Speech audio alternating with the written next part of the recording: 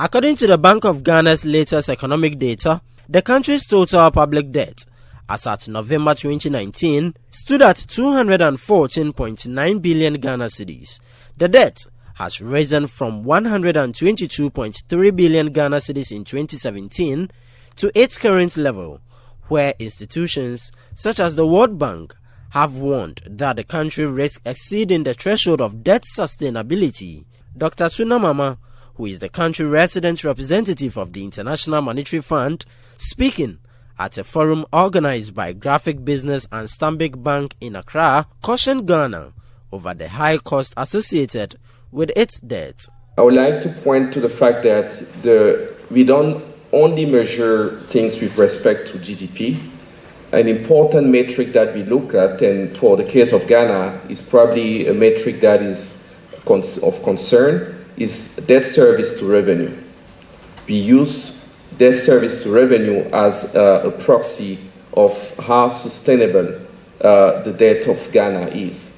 And at the moment, that ratio is close to 30%, when we think that for countries of similar features, it should be below 18%.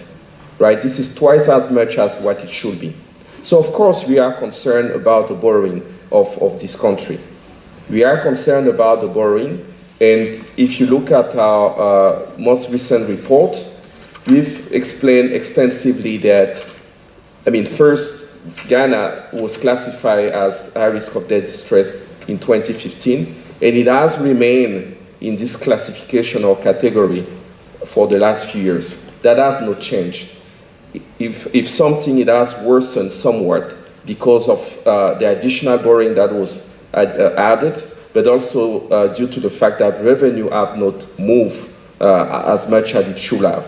So this is an important concern. The one-day forum was on the theme, breathing a new lease of life for our economy, fixing the revenue-income conundrum.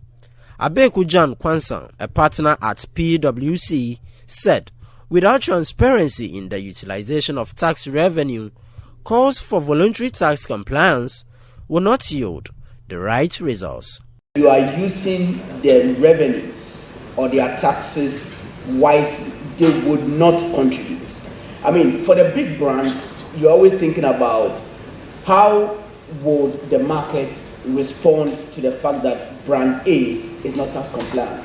But for the usual person in our market, they do not care about tax compliance as such. They do not pay, you call them, and so what.